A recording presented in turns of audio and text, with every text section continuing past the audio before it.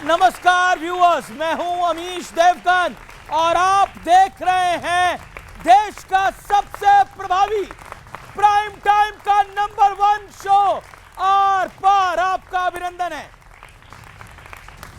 तो इस विशेष election addition में आपका स्वागत है। किसी ने कल्पना में भी नहीं सोचा होगा कि बिहार में इस बार पूरे देश को चौंका देगा। वहां एक बार फिर एनडीए की सरकार बनने जा रही है, लेकिन बात सिर्फ हार जीत की नहीं है व्यूअर्स, बात एनडीए की छप्पर फाड़ जीत और महागठबंधन की हुई दुर्गति की है, इंडिया अलायंस की हुई दुर्गति की है।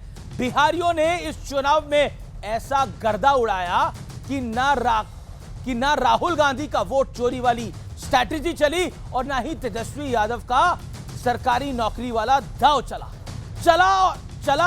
सिर्फ नरेंद्र मोदी पर महिलाओं का भरोसा, युवाओं की उम्मीद, पिछड़ों और दलितों का विश्वास और नीतीश कुमार की रिफॉर्म परफॉर्म ट्रांसफॉर्म वाली नीति।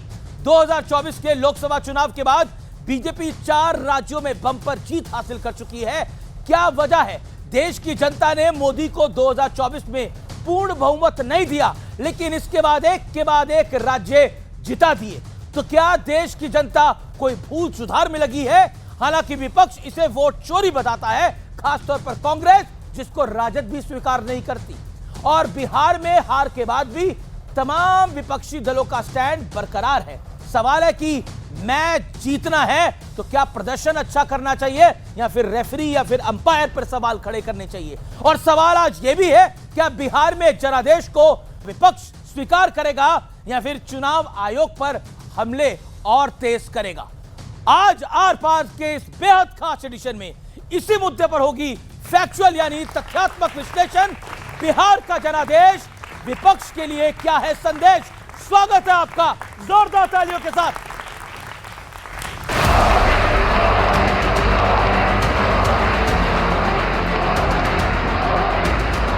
प्रचंड जीत, ये अटूट विश्वास बिहार के लोगों ने बिल्कुल गर्दा उड़ा दिया।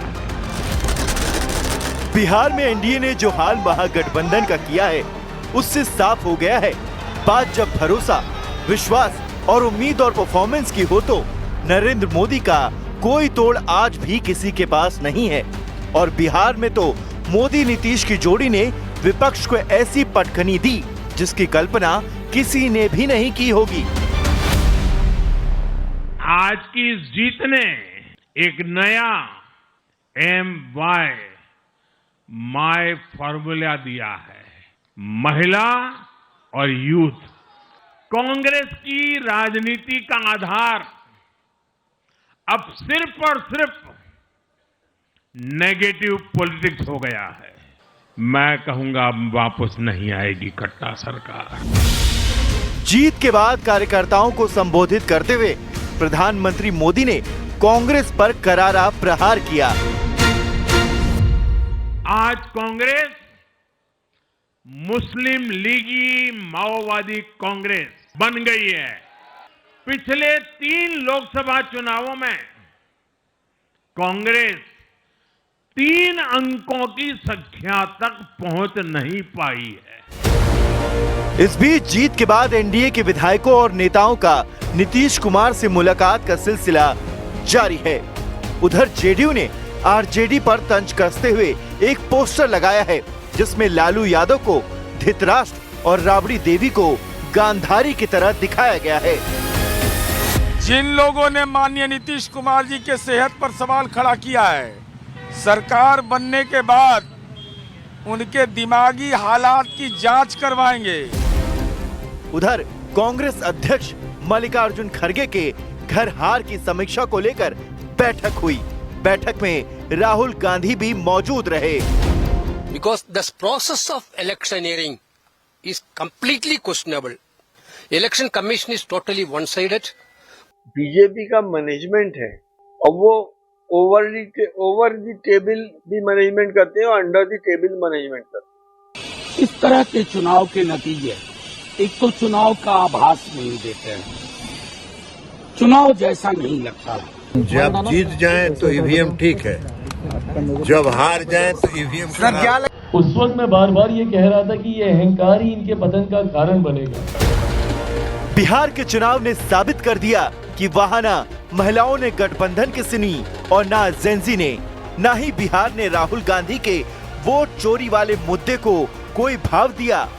सवाल है कि क्या इस बड़ी नाकामयाबी से विपक्ष कोई सीख लेगा? आइए आपका परिचय करा देता हूं। आज मेरे साथ कौन कौन जुड़ रहा है। शहजाद पूनावाला भारतीय जनता पार्टी के प्रवक्ता, विजय हुई है इनकी पार्टी, शानदार जीत हासिल करी है। और एनडीए के दूसरे घटक दल जनता दल यूनाइटेड के नेता, वरिष्ठ नेता सत्यप्रकाश मिश्रा, बहुत बड़ी जीत हासिल करी है एनडीए ने। दूसरी पार्टी हमारे साथ मौजूद है शोहेब जमाई, एआईएम के नेता, उनकी पार्टी ने भी जबरदस्त प्रदर्शन किया है, 22 सीटों पर लड़े और लगभग 5 सीटें जीत के आए हैं। आप भी गमछा उठा के घुमा सकते हैं। बहुत बहुत स्वागत है आपका। और दूसरी तरफ मेरे साथ इस चर्चा में जुड़ रहे हैं राजकुमार भाटी, समाजवादी पार्टी के नेता, उनका अभिनंदन है, जो कह रहे हैं बिहार के बाद हमारी नजर अब उत्तर प्रदेश में है, कहीं कोई गड़बड़ ना हो जाए। मेरे साथ इस चर्चा में राम कुमार रंजन साहब हैं, नेता राजद पार्टी के, उनका अभिनंदन है। सूरज मंडल है, उनका अभिनंदन है, कांग्रेस पार्टी के नेता, प्रवक्ता, बहुत बहुत शुक्रिया। बड़ी हार हुई है कांग्रेस पार्टी की और राजद का भी सुपड़ा साफ हुआ है। लेकिन पहले विश्लेषण, बिहार में जनादेश वाले संदेश का विश्लेषण। एमवाई यानी महिलाएं और जेन जी यानी यूथ का समीकरण कैसा है? और महिलाओं का वोट प्रतिशत 71%, जेन जी की आबादी 40% आबादी 18 साल की है और 23% आबादी है वो 18 से 29 साल के बीच है। और नतीजा क्या हुआ है? बीजेपी की सीट 89, जेडीयू की सीट 85, कांग्रेस 6 पर और राजद 25 पर। यानी महिलाओं ने और युवाओं ने मोदी और नीतीश की झोली को भर दिया है और कांग्रेस को डिसोन किया है, राजद को हराया है। यानी राजद का एक दांव नहीं चला है। और तथ्य नंबर 2, वोट चोरी का मुद्दा। राहुल गांधी की वोट अधिकार यात्रा जहां से गुजरी वहां कांग्रेस की बुरी हार हुई। 25 जिलों की 110 सीटों की से यात्रा गुजरी। कांग्रेस ने पूरे बिहार में 6 सीटें जीती हैं और उसमें अधिकतर मुसलमान विधायक हैं। तो बड़ा सवाल यहां पर खड़ा होता है। अब तथ्य नंबर 3, मोदी फैक्टर। 14 रैलियां, रोड शो किए, 115 सीटों पर असर, करीब 105 सीटें जीती है। ये है जहां पर बीजेपी और जेडीयू की दोनों की सीटों पे गए नरेंद्र मोदी। स्ट्राइक रेट रहा करीब 92%। और अब भारतीय जनता पार्टी के चाणक्य की बात, अमित शाह की बात। 36 रैलियां करी, करीब 35 सीटों पर वहां पर जीत हासिल हुई है। स्ट्राइक रेट 90% से ज्यादा रहा है। 100 से ज्यादा बागियों को बीजेपी और जेडीयू के बिठाने की जिम्मेदारी खुद अमित शाह ने ली, सबसे 1-to-1 मीटिंग करी। अब तथ्य नंबर 4, लोकसभा चुनाव से कनेक्शन। 2024 लोकसभा चुनाव में बीजेपी को बहुमत से कम सीटें मिली। नरेंद्र मोदी का चेहरा किसी से छिपा नहीं था, उनका चेहरा उतना खुश नहीं था जितना खुश वो कल दिखाई दे रहे थे। लोकसभा चुनाव के बाद चौथे राज्य में बीजेपी और एनडीए की बहुत बड़ी जीत हुई है और ये एक तरह से जनता ने अपने तरीके से जवाब दिया है, राज्यों के बाद राज्य बीजेपी को जितवाकर। अब बड़ा सवाल है और आज के बड़े सवाल 2 हैं। क्या जनता लोकसभा चुनाव की कमी को पूरा कर रही है और क्या विपक्ष अब हवाई मुद्दे छोड़कर सतही मुद्दों पर काम करेगा, यानी जमीनी मुद्दों पर काम करेगा? जनता जनार्दन, आपका अभिनंदन है आज की इस बड़ी चर्चा में। चुनाव के बाद नेता थोड़े कमजोर होते हैं, जनता जोश में होती है, तो जोश दिखाइए। चलिए, क्योंकि ये जनता, लोकतंत्र जनता का त्योहार है, शुरुआत जनता से करते हैं। मैं एक सवाल आपसे पूछता हूं, आपको क्यों लगता है मोदी और नीतीश की इतनी प्रचंड जीत क्यों हुई है? लगातार चुनाव पर चुनाव बीजेपी क्यों जीत रही है? एक लाइन में कौन कौन कहना चाहता है वो हाथ खड़ा करे, उनसे मैं जानता हूं। बताइए क्यों जीत रहे हैं, बताइए। सिद्धार्थ जी बताइए एक लाइन में। विपक्ष सिर्फ और सिर्फ बिजनेस, फैमिली बिजनेस का कहीं गेम खेल रही है, इसके वजह से फैमिली बिजनेस का गेम खेल रही है, परिवारवाद है। आपको क्या लगता है? ये कि पूरी जीत का श्रेय माननीय राहुल गांधी जी को जाता है। माननीय राहुल गांधी को जाता है। और आप क्या कहना चाहते हैं? और आप क्या कहना चाहती हैं, बोलिए। महागठबंधन को सीट शेयरिंग में इतना टाइम लगा कि इलेक्शन ही निकल गया। एक और राय ले लेते हैं। और कौन कहना चाहता है? ओके, बोलिए, क्या कहना चाहती है? क्योंकि सर उन्होंने इंफ्रास्ट्रक्चर और कानून व्यवस्था पे बहुत काम किया था और बिहार के लोग इससे बहुत खुश थे। ओके, इंफ्रास्ट्रक्चर और कानून व्यवस्था पे काम किया था, लेकिन शहजाद पूनावाला, इतनी बड़ी जीत क्या आपने सोची थी? ये बताइए पहले तो। सबसे पहले या आपके भी सोच से परे नतीजे आ गए हैं? लोकतंत्र की जननी माने जाने वाले बिहार की जनता का कल, मतलब कि प्रथम प्रधानमंत्री के जन्मदिवस पर जनादेश आया है। मैं उसके लिए नतमस्तक होकर उसको स्वीकारता हूं और नमन करता हूं। और सबसे पहले आह्वान करता हूं कि सब लोग जोर से एक बार नारा लगाए, छठी मैया की। देखिए अमीश जी, हमने तो वो कार्य किए हैं जो सबकी कल्पना के परे है। उत्तर प्रदेश में सरकार कभी रिपीट होगी? रिपीट हुई ना। उत्तराखंड में कभी सरकार रिपीट होगी? रिपीट हुई ना। गुजरात में 30 साल से हमारी सरकार बनी हुई है परफॉर्मेंस के आधार पर। मध्य प्रदेश में 20 साल से बनी हुई है परफॉर्मेंस के आधार पर। असम में 2 बार सरकार बनी परफॉर्मेंस के आधार पर। त्रिपुरा में बनी। हरियाणा में 3 बार सरकार रिपीट हुई। महाराष्ट्र में 3 बार रिपीट हुई। और यहां पर सरकार रिपीट नहीं, यहां पर केवल और केवल कांग्रेस और आरजेडी को डिलीट करने का काम जनता कर रही है। और जेन जी कितना सतर्क है, सजग है, उसका आपको यहां पर एक प्रमाण भी मिला है। यह चुनाव क्या था मैं आपको बताना चाहता हूं। चुनाव यह था कि ईमानदार मोदी और नीतीश चाहिए या भ्रष्टाचारी लालू चाहिए। लोगों ने ईमानदार को चुना। सीता मां के भजन गाने वाली मैथिली ठाकुर चाहिए जिसके परिवार को पलायन करना पड़ा और उसको हमने टिकट दिया, या ये ओसामा बिन लादेन के नाम पर रखे गए ओसामा जो शहाबुद्दीन की संतान है उसको चाहिए?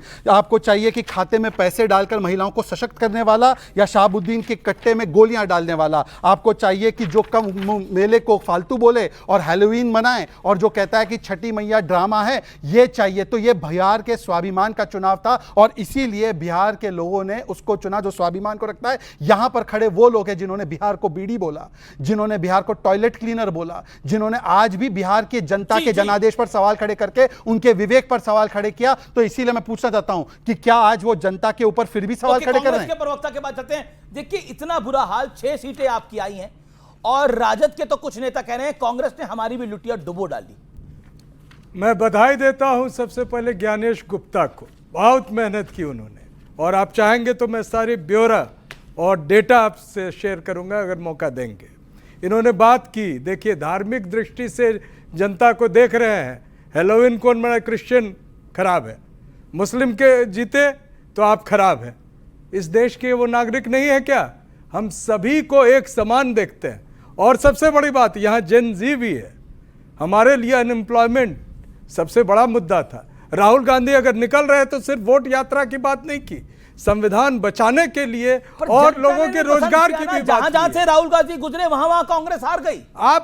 मैं तो आपको बताऊंगा कि किस तरह से आपने चुनाव को जीता है।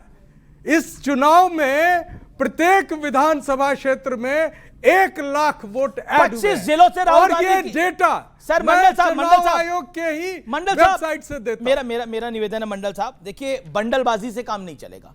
मेरा सवाल यह है कि राहुल गांधी ने 25 जिलों की 110 सीटों से उनकी यात्रा गुजरी, लेकिन कुल बिहार में आपको 6 सीटें मिली हैं। आजादी के बाद से पहले उत्तर प्रदेश में आप समाप्त हुए, 2 विधानसभा सीटें हैं आपकी उत्तर प्रदेश के अंदर, और 2022 में उसका चुनाव हुआ था, और आप बिहार में आपकी 6 सीटें हैं। आप बताइए। मेरा प्रश्न है कि क्या कितने हॉस्पिटल खुल गए? आईना साफ कर रहे हैं। कितने हॉस्पिटल खुल गए बिहार में? सर ये मुद्दे कितने विश्वविद्यालय हैं बिहार में? जनता ने चुना, फिर वापस इनको फिर वापस चुना। आप 20 साल से चुन रहे हैं। हम तो जनता से पूछ रहे हैं कि आपका वोट महत्वपूर्ण था कि जो परिणाम आप देख रहे हैं वो महत्वपूर्ण था? ये जनता सर्वोपरि है, जनता से शुरुआत करी, फैसला करना है। ठीक है। ओके, मैं एक सेकंड बेड का पूछा। 11,000 हॉस्पिटल बेड उन्होंने 60 वर्ष में बनाए, हमने 10 वर्ष में 3 गुना उसको बढ़ाया। मैं इनसे पूछना चाहता हूं, उन्होंने बोला हैलोवीन क्रिश्चियन है। हैलोवीन क्रिश्चियन नहीं होता, हैलोवीन वेस्टर्न होता है। कुंभ को फालतू बोला था लालू जी ने, एक बार किसी और धर्म के पर्व को फालतू बोलकर दिखाइए। छठ मैया को ड्रामा बोला था, एक बार किसी और के धर्म पर्व को बताइए। रामचरितमानस को पोटेशियम। मैं भारतीय मुसलमान हूं, इनकी बातों में मत आना। मैं भारतीय मुसलमान हूं। भारतीय मुसलमान या कोई भी वर्ग किसी के और के धर्म को अपमानित नहीं करता, पर ये सनातन को गाली देते, शराब की बात करते हैं, एक बार बोलते दूसरे धर्म के बारे में नहीं बोलते हैं। इतना बुरा हाल है। लालू यादव की बेटी है रोहिणी आचार्य, उन्होंने इस्तीफा दे दिया है और उन्होंने बोल रही है, वो कह रही है मैं राजनीति भी छोड़ रही हूं, अपना प्यार अपना परिवार भी त्याग रही हूं।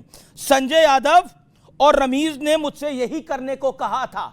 और तेज प्रताप यादव भी संजय यादव को क्या कहते हैं मुझे आपको बताने की आवश्यकता नहीं है। बिहार पर आप डिबेट करा रहे हैं, मुद्दे डिबेट बिहार पर होने चाहिए, बिहार के चुनाव पर होने चाहिए। जो ट्वीट किया उसको मैंने नहीं देखा है, मैं बता रहा हूं आपको, यही ट्वीट किया है। हाँ, अगर ट्वीट किया गया ठीक है, सबकी अपनी अपनी व्यक्तिगत राय होती है। उन्होंने जो कहा उस पर मैं टिप्पणी नहीं करना चाहता हूं। मैं उस पर देखूंगा अपने तौर तरीके से, फिर मैं उस पर विचार विमर्श करूंगा, तो मैं दूंगा उस पर। बहरहाल मैं बात करना चाहता हूं बिहार चुनाव के संदर्भ में। क्यों 17 सालों से लगभग एनडीए की सरकार है, 11 सालों से डबल इंजन की सरकार है।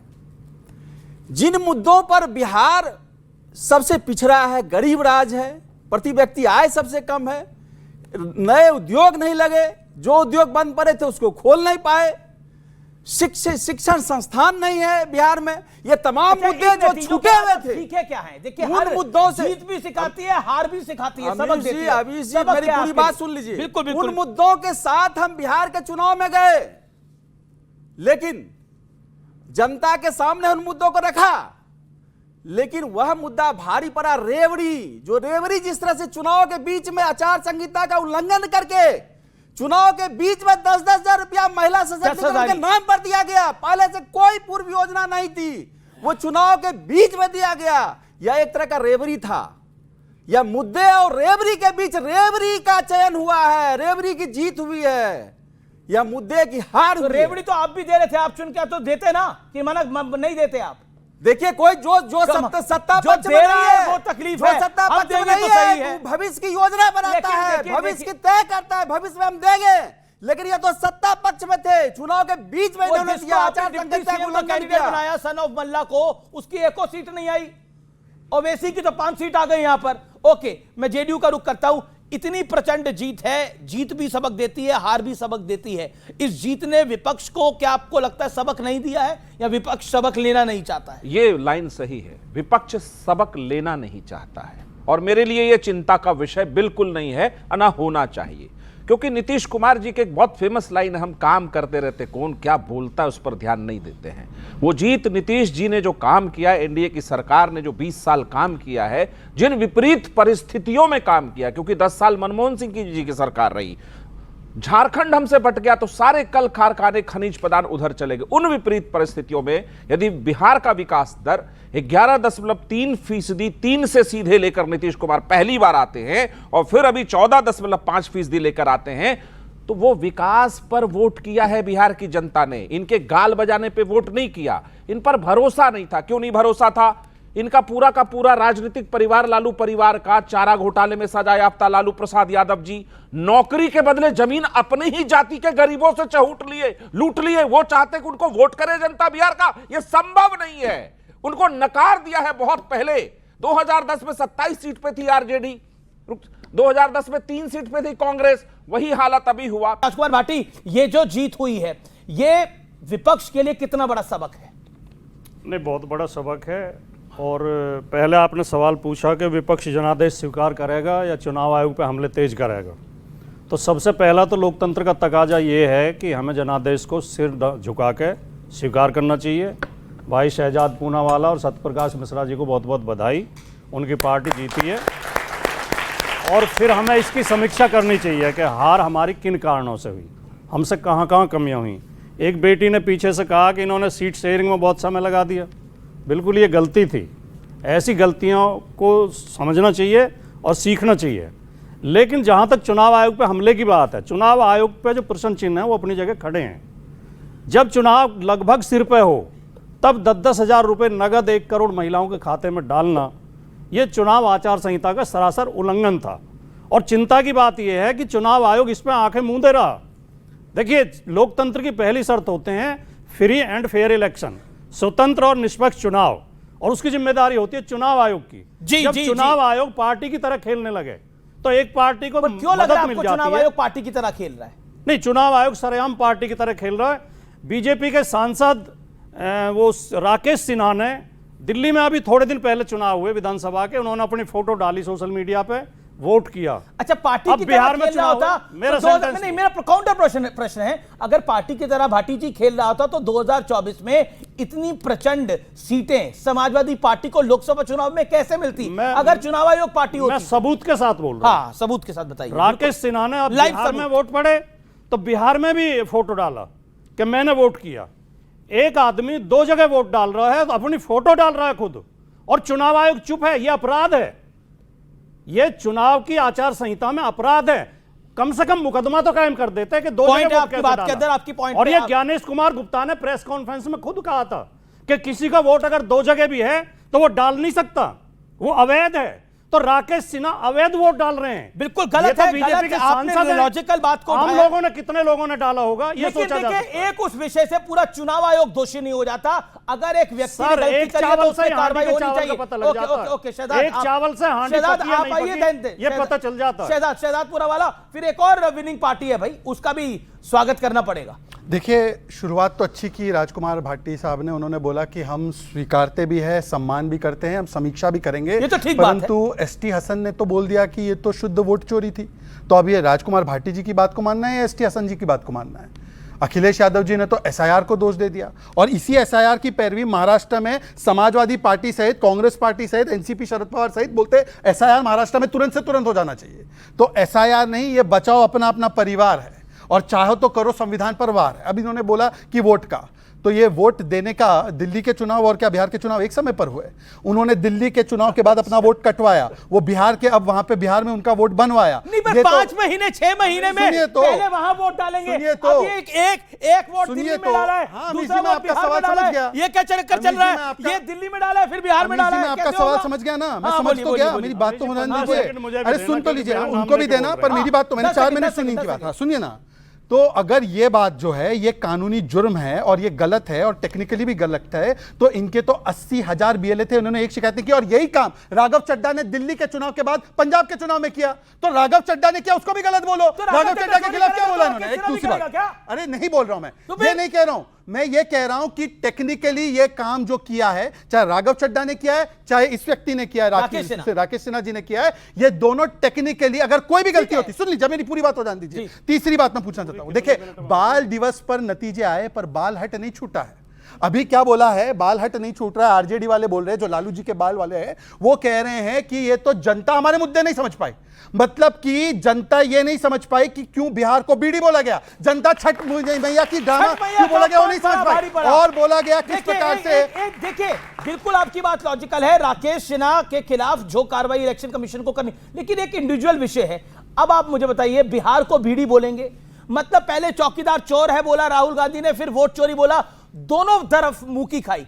और जनता पसंद नहीं करती जब आप नरेंद्र मोदी को चोर बोलते हैं, जनता पसंद नहीं करती, यह प्रमाणिक है। और अब कांग्रेस भी पसंद नहीं कर रही है। रंजीत रंजन बकायदा लिख रही है कि हमें खुद पे सोचना चाहिए, वो कबीर का दोहा लिख रही है, वो कांग्रेस की हैं। कांग्रेस के कई नेता कह रहे हैं, मणिशंकर अय्यर कह रहे हैं। जवाब शहजाद पूनावाला के तर्क पर मुझे बड़ा आश्चर्य है और बहुत हंसी भी आ रही है।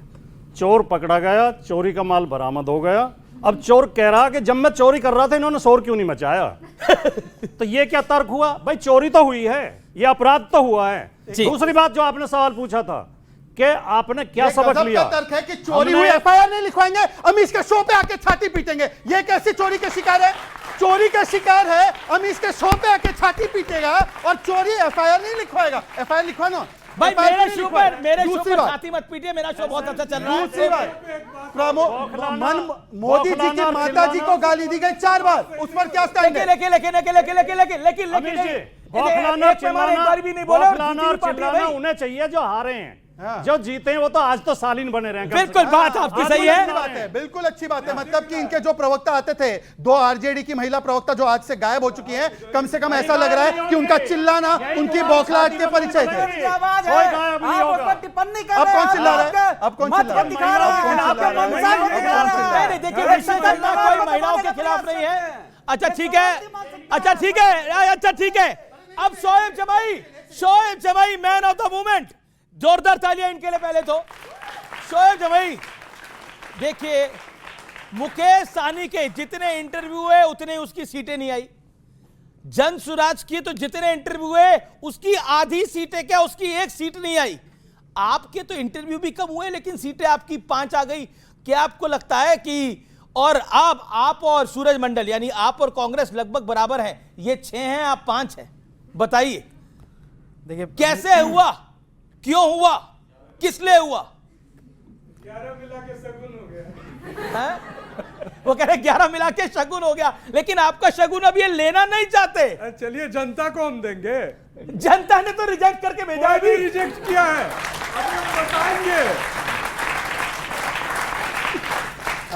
अमित जी बहुत बहुत शुक्रिया जनता का भी। आपके शो के माध्यम से सीमांचल की आवाम का शुक्रिया अदा करना चाहेंगे। आज वो दिन है जब सर झुका करके बड़ी ह्यूमिलिटी से ग्रेसफुली जो है हम एक्सपेक्ट करते हैं कि जो आपने मोहब्बत लुटाया और MIM की लीडरशिप, बैरिस्टर असदुद्दीन ओवैसी साहब की लीडरशिप पे भरोसा जताया। जो सीमांचल की आवाम पिछले 70 सालों से पिछड़ेपन का शिकार थी, उन्होंने एक भरोसा देखा, एक विकल्प के तौर पर MIM एक बड़ी फोर्स बन के उभरी है। पूरे देश भर में भी है उसको और बिहार में एक बड़ा इम्पैक्ट पड़ा। हम कोई सेलिब्रेशन नहीं मना रहे, सेलिब्रेशन हम तब मनाते जब हमारे साथ साथ महागठबंधन भी जीतती, भारतीय जनता पार्टी हो या RSS हो, जिनको हराने की दम भरने वाले लोग अगर वाकई में और मेहनत करके बेहतर करते तो शायद हम सेलिब्रेशन करते। हम सेलिब्रेटरी मूड में नहीं हैं। हमको जो जिम्मेदारी मिली है हम बड़े जिम्मेदारी रिस्पॉन्सिबिलिटी के साथ उसको चाहेंगे, उसको निभाएं और सीमांचल की आवाम की आवाज़ सदन में उठे, इसको सुनिश्चित करने की कोशिश करेंगे। नंबर 1 जी, लेकिन आपके ट्रोल नहीं करना है, हमें किसी को नीचा नहीं दिखाना है। बात सिर्फ इतनी है कि चुनाव में क्या क्या हुआ। तेजस्वी यादव जी ने हमारे पार्टी के राष्ट्रीय अध्यक्ष बैरिस्टर ओवैसी साहब को एक्सट्रीमिस्ट कहा, कट्टरपंथी, एक्सट्रीमिस्ट। हम हैं एक्सट्रीमिस्ट, एक्सट्रीमिस्ट, ठीक है। अब इनके एक शायर साहब हैं कांग्रेस के, वो गए, उन्होंने खूब गाली गलौज की, उन्होंने खूब अपशब्द कहे, ठीक है ना। शायर साहब को मैं सिर्फ छोटा सा जवाब देना चाहूँगा कि कुछ तो बात है कि हस्ती मिटती नहीं हमारी। शायर साहब, अनारकली उड़ जाओ। शायर साहब, कुछ तो बात है कि हस्ती मिटती नहीं हमारी, चले थे हमारी कश्ती डुबाने, खुद तो डूबे सनम, कांग्रेस को भी डुबा गए। बहुत बहुत। अच्छा ये बताइए ये कांग्रेस है कि मानती नहीं है? ये जो राहुल गांधी है ये मानते ही नहीं है। अब आप लोग कह रहे हैं कि आप 15 सीटें और जीताते अगर कांग्रेस नहीं, ये वहां पर वोट ना काटती। ये फैक्ट आपकी पार्टी कह रही है कांग्रेस वोट कटवाया असल में बिहार के अंदर, आप वोट कटवा नहीं थे। देखिए मैं उस पे, चूंकि वो मजाक का विषय नहीं है, ये फैक्ट भी है कि 6 सीटें हमारी ऐसी थी, वोट कटवाया कांग्रेस। 6 सीटें हमारी ऐसी थी जिसपे हमारा कैंडिडेट जो हारे हैं वो 2nd नंबर पे रहे, और जितना कांग्रेस ट्रेल की है उसके पीछे या महागठबंधन के लोग थे, उतना ही सीट का, उतना ही वोट का अंतर रहा। तो आप बताइए कि वहां पे बी टीम कौन बना? मतलब अगर वो 6 सीटें में कांग्रेस का प्रत्याशी ना होता या गठबंधन की स्थिति होती तो हम आज 12 से 13 सीटें ला चुके होते। ये फैक्चुअल है, नंबर 1। दूसरा, मैं आज भी कह रहा हूं कि तेजस्वी यादव जी के जो सलाहकार जो थे, चाहे संजय हो या कुछ भी हो, उन लोगों ने बिहार का बेड़ा गर्क कर दिया और आप लोगों ने अपनी मानसिकता, गुरूर और घमंड में सेकुलर वोटों का बिखराव किया, जिसका यह नतीजा है। जो पार्टी, साहनी जी की जो पार्टी जो भाजपा के गोद में पैदा हुई थी, आप उसको उप मुख्यमंत्री बना रहे थे, अब वो अंडा खाएंगे मछली के साथ साथ। जीरो आया है। बहुत बहुत शुक्रिया। ये है डबल जीरो जो आया है साहनी को भी और उसके साथ साथ मतलब गजराज पार्टी प्रशांत किशोर को भी। जवाब, लोकतंत्र में हर पार्टी को चुनाव लड़ना उसकी संवैधानिक व्यवस्था में उसका अधिकार है। आप लोगों ने गाली क्यों दी? वो अधिकार है। गाली क्यों दी आप लोगों ने उनको? किसी ने गाली नहीं दिया है। 10 सेकंड, मैसेज संदेश ही गलत है, लेकिन किसी ने गाली नहीं दी है। हमने तो रिक्वेस्ट किया था। एक्सट्रीमिस्ट मतलब क्या होता है? यानी आपने एक मुसलमान की चेहरा और दाढ़ी देख करके आपने उसको चरमपंथी कहा, तो सीमांचल की पूरी आवाम ने कहा कि आप 18% मुसलमानों के वोट के खैरात पर पलने वाले तमाम पार्टियां, आप उसकी तौहीन और बेइज्जती करते हैं। लो, वोट के चोट से मारा धप धप धप धप धप धप धप, कांग्रेस धराशायी, कांग्रेस धराशायी, बिल्कुल आपके बराबर है।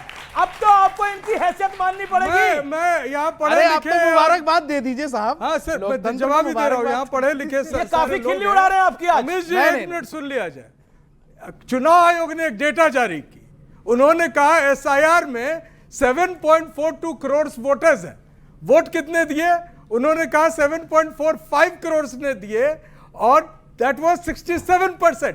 यानी होना चाहिए था 4 करोड़ 48 लाख। अरे गुरुजी ये बताइए इनका क्या है? पर मैं आपको दे रहा हूं। अरे आप चुनाव से पहले SIR, चुनाव के बाद SIR, जनता ने आपको बोला आपका FIR मारिए। मैं आपके लोगों के तमाम पढ़े लिखे लोगों से अपील कर रहा हूं कि इस देश में संविधान और वोट के अधिकार की रक्षा। आपके मन ये बताइए कैसे 4 करोड़ वोट बढ़ गए हैं? छोटी रिक्वेस्ट है, वेरी छोटी। अभी हमारे भाई साहब ने बताया, पैनलिस्ट ने बताया, शोएब जमाई ने, कि कैसे आरजेडी ने एक्सट्रीमिस्ट बोला ओवैसी साहब को। उसी समय पर आपको एक बात बताता हूं, जुबली हिल्स के बाईपोल में आरजेडी के साथी कांग्रेस वाले ओवैसी साहब को बोल रहे थे ये गरीबों का मसीहा है। मतलब हैदराबाद में गरीबों का मसीहा, वाइस प्रेसिडेंट इलेक्शन में समर्थन, और बिहार में आके एक्सट्रीमिस्ट। ये है घोड़ा चरित्र कांग्रेस पार्टी का। अब मैं पूछा जाता हूं हैदराबाद में एक्सट्रीमिस्ट का सपोर्ट क्यों लिया? हैदराबाद में एक्सट्रीमिस्ट का सपोर्ट क्यों लिया? एक सेकंड आप क्या कह रहे हैं आप? मैं कह रहा हूं जुबली हिल्स बाई इलेक्शन में दोहरा चरित्र है ओवैसी का। मैं कह रहा हूं कि हमें ये दोहरा चरित्र जो कह रहे हैं बीजेपी, इनका दोहरा चरित्र तो दिख रहा है। मैं तो मान रहा हूं कि जुबली हिल्स बाय पोल में कांग्रेस पार्टी को इस साहब का समर्थन प्राप्त था। तो कैसे एक्सट्रीमिस्ट है? लेकिन हमने एक्सट्रीमिस्ट नहीं कहा है। अरे उन्होंने कहा तो गलत बोला। आप जो है एक्सट्रीमिस्ट। नहीं आप जो नहीं एक सेकंड तेजस्वी यादव ने जो कहा था गलत कहा था। तेजस्वी यादव ने जो कहा गलत कहा था। जो फ्रीज लोगों को लिंच करते हैं वो क्या है? जो लोग तो हैदराबाद में बुलडोजर चला रहे हैं हैदराबाद में घरों पर, नहीं आया। जो बुलडोजर चला रहे हैं मुसलमानों के घरों पर, आप कंफ्यूज क्या है? आप बुरी तरह से कंफ्यूज हो रहे हैं। मैं बिल्कुल तमाम जनजी से अरे आप चाह क्या रहे हैं? रोजगार के अधिकार क्या रहे हैं? आपके सभी अधिकारों की रक्षा होनी चाहिए कि नहीं होनी चाहिए? अगर इसके लिए एक सेकंड हैदराबाद में इनकी लिंचिंग प्रवृत्ति नहीं दिखती है, गले लगाते हैं। बिहार में लिंचिंग की प्रवृत्ति दिखती है, बोलते हैं सुन लीजिए, मैंने बीच में नहीं बोला, मैंने बीच में नहीं बोला, मैंने बीच में नहीं बोला, मैंने बीच में नहीं बोला, भाई साहब मैंने बीच में नहीं बोला। शांति। अभी तो ज्ञान दे रहे थे ना राजकुमार जी, फॉलो करो। अच्छा सुनिए, मैं भगवा पहना हूं तो मैं एक्सट्रीमिस्ट हूं, और जिस प्रकार से देखिए शांति सर आप बीच में ना बोले, अपनी टर्न पे बोले। और मैं भगवा पहना हूं, मैं एक्सट्रीमिस्ट हूं। यहां पर 2 महिला प्रवक्ता आके ब्राह्मणों को रोज गालियां देती थी। अब रोहिणी आचार्य ने क्विट किया, उस पर नहीं बोलेंगे, पर वो 2 महिला प्रवक्ता जो गाली देती थी उस पर बोलेंगे। ये इनकी हकीकत है। रोहिणी आचार्य ने बोला कि मैं परिवार को भी छोड़ रही हूं, मैं पार्टी को भी छोड़ रही हूं, यही आदेश मुझे दिया गया है अब, और जिम्मेदारी लेने का आदेश मुझे दे दिया गया है।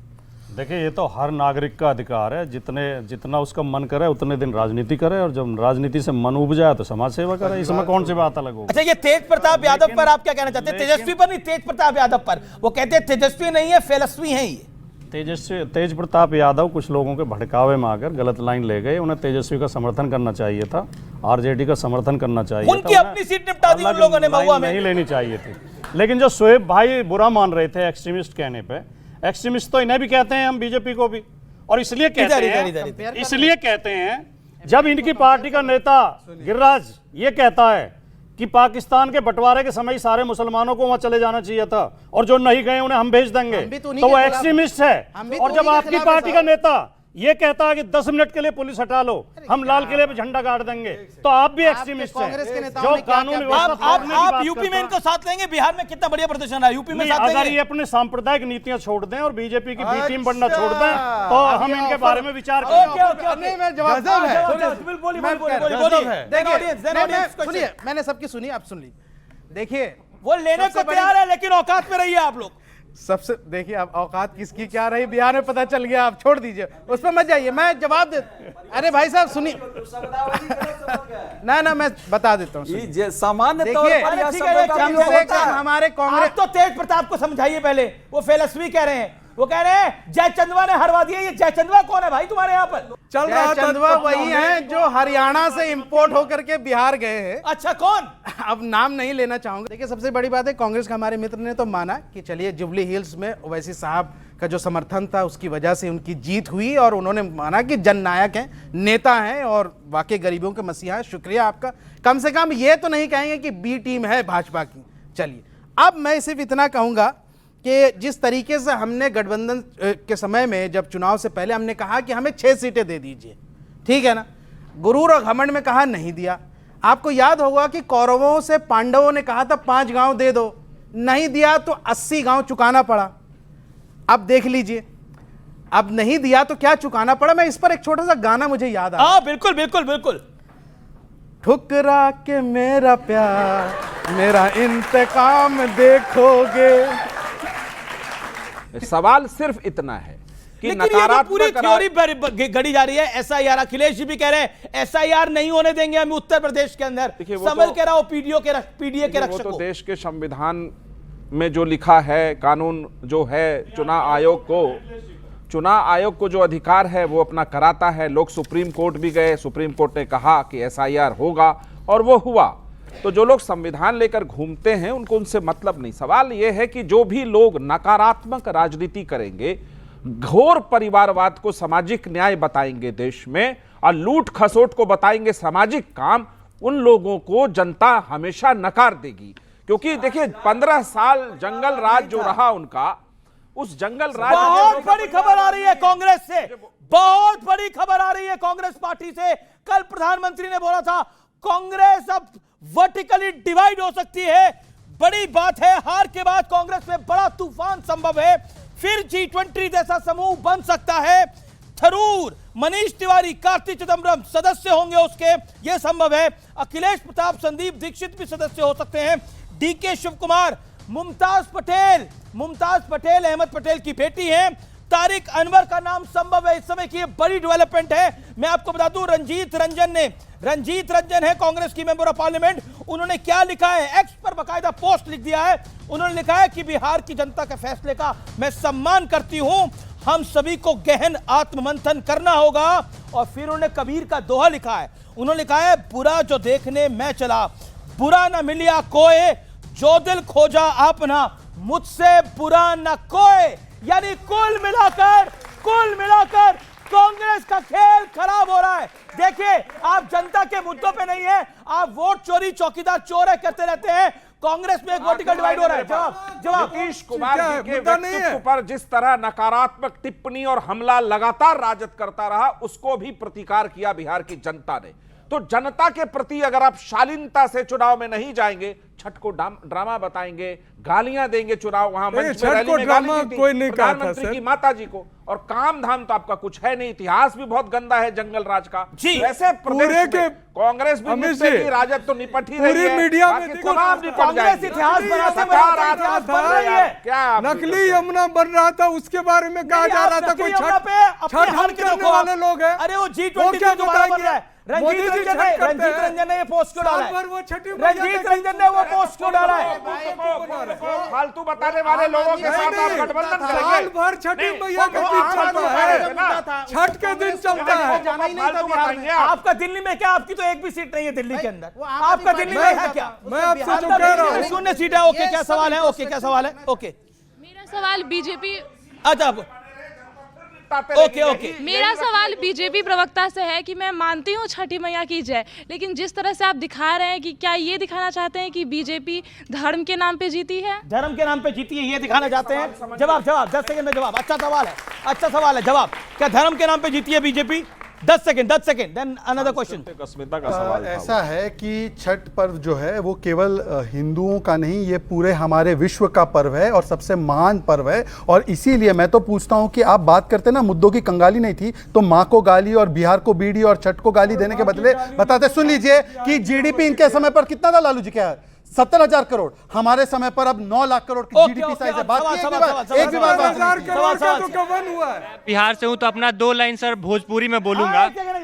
सर 2 लाइन भोजपुरी में कि सर अगर एनडीए अगर तहन लोग खातिर खराब बा तो महागठबंधन हमनी खातिर बहुत खराब बा। और रहल बात सर बात के सर बात के भोजपुरी में तो बात ई बटे कि सर महागठबंधन के जौन कार्यकर्ता बड़न उ कहतरन कि एक खाली जीत जाइम तो घर से बाहर ही ना निकले देम, तो ए बात के वोट दी जा कि जौन उनकर उम्मीदवार बड़न उनकर क्वालिफिकेशन पे वोट दी जा कि उ पास्ट में गाना गावतरन कि जाए से पहले खा लो उठलाली से रोटी बोर के, तो सर एकरा पे वोट दी जा। एक जना और रहन जौन कि सर गाना गइले रहन कहतरन कि करुआ तेल, सर उ गानो हमनी की गा सकत, तो उ क्वालिफिकेशन पे उनकरा के वोट दी। कौन सा गाना गा सकत? सर गाना उनका सर ये गाना भी गा सकत? हाँ गाना गा देते हैं सर। उनका गाना ये था सर कि राती के खेलला कौन खेल अभी ले महके करुआ तेल, तो सर ई क्वालिफिकेशन पे उनका के वोट दी जा। चलिए सर रहुए बताई जा। क्या सवाल है आपका? सवाल क्या है? पॉइंट क्या है बोले? पहले तो आपको बहुत बधाई, आप बिहार में इतने वोटों से जीते हैं। पर सर मेरा एनडीए से सवाल ये है कि जो एनडीए की जीत हुई है वो मोदी फैक्टर की वजह से हुई है या फिर वहाँ के सोशल इश्यूज के रिजल्ट की वजह से हुई है? अरे आपने नीतीश जी का नाम नहीं लिया, क्या करेंगे सत्य प्रकाश? अच्छा मोदी फैक्टर की वजह से हुई है, बताइए सत्य प्रकाश। अरे सत्य प्रकाश को जवाब देने दीजिए भाई। देखिए जीत के कई पैमाने और मोदी फैक्टर है कि नहीं है? हाँ बिल्कुल है। सभी लोगों की एकजुटता, नीतीश कुमार के लंबे अनुभव, उनके सुशासन और महिला सशक्तिकरण और केंद्र की योजनाओं ने हमें बिहार को बहुत लाभ पहुंचाया है, इसलिए हम जीते हैं। इसमें क्या दिक्कत है बोलने में? ओके ये सच है। सवाल। हाँ बोलिए। ज्यादा हो गई है सर। कांग्रेस वोट चोरी बोलते बोलते वोट मांगना ही भूल गई क्या? वोट चोरी बोलते वोट मांगना ही भूल गई। ओके आपका पॉइंट क्या है? सर महागठबंधन की इतनी बड़ी हार की वजह क्या है? लीडरशिप क्राइसिस या फिर poor strategy weakness? Poor strategy या फिर वीकनेस? महागठबंधन की हार की वजह क्या है? ओके राजकुमार भाटी बोलिए। महागठबंधन की ज्यादा बड़ी हार की वजह यह है बिहार में कि महागठबंधन ने शोर ज्यादा मचा दिया, इन्हें ज्यादा डरा दिया और डर के इनकी सारी टीम जो है अपना जो तिकड़म करने में लग गई और तिकड़म कुछ ज्यादा हो गई, इनकी उम्मीद से ज्यादा सीटें आ गई। अभी भी वो जनता के जनमत को सलाम नहीं कर रहे। गाने की बात की, अभी भी राजकुमार भाटी अभी भी जनता के जनमत को सलाम नहीं कर रहे, उसको तिकड़म बता रहे हैं। मैं आपको एक बात बताऊं, राहुल जी जब चुनाव के दौरान कोलंबिया चले जाते हैं तो उससे उनकी सीरियसनेस का पता चलता है। हमने पिछली बार भी राहुल सीरियस नहीं है, मैंने पिछली बार भी ये कहा था। मैं सवाल पूछ रहा हूं, राहुल गांधी ये भारी पड़ेगा। सर मैं आपसे एक चीज कहना चाहूंगा, अगर आपको जीतना है तो सर सच्चे दिल से कह रहा हूं, आपको अगर जीतना है तो राहुल गांधी जी को इस कैंपेनिंग में मत भेजिए सर। कैंपेनिंग में भेजेंगे तो बीजेपी जीत जाएगी। नहीं सर प्लीज सर, रिक्वेस्ट है सर। और सर शहजाद पुण्यवाला सर से मैं एक चीज कहना चाहूंगा, सर आप दुनिया को बहुत ज्ञान दे रहे हैं, प्लीज सर थोड़ा सा ज्ञान कांग्रेसी को भी दे दीजिए कि राहुल गांधी को मत भेजिए प्लीज सर। अच्छा ठीक है। मेरे भाई ने सवाल पूछा जिनका बहुत सुंदर माथे पे तिलक लगा है, उन्होंने पूछा कांग्रेस को आप सलाह क्यों नहीं देते? मान्यवर मैं कांग्रेस में कई वर्षों तक रहा और कांग्रेस तब सलाह नहीं ले पाई, मैं तो निकल गया, परंतु सोते हुए को जगाया जा सकता है, पर जो सोने की एक्टिंग करे वो पता है। हमको 90 सीट्स मिली बिहार में। कांग्रेस का परफॉर्मेंस अंडर राहुल, बिहार में 6 सीट, दिल्ली में 0, महाराष्ट्र में 16, झारखंड में 16, हरियाणा में 37, जम्मू कश्मीर में 6, कुल मिलाकर 81 सीट से 6 चुनाव में वो नहीं कर पाए क्योंकि जानवरों के पास थे। जंगल सफारी में हम जनता के पास और जानवरों के पास। और सवाल, तेज प्रताप फेलस्वी कह रहे हैं तेजस्वी को, रोहिणी आचार्य कह रही हैं कि संजय यादव की वजह से अब मैं पार्टी और परिवार दोनों को छोड़ दूं, उन्होंने मुझे ऐसा बोला है।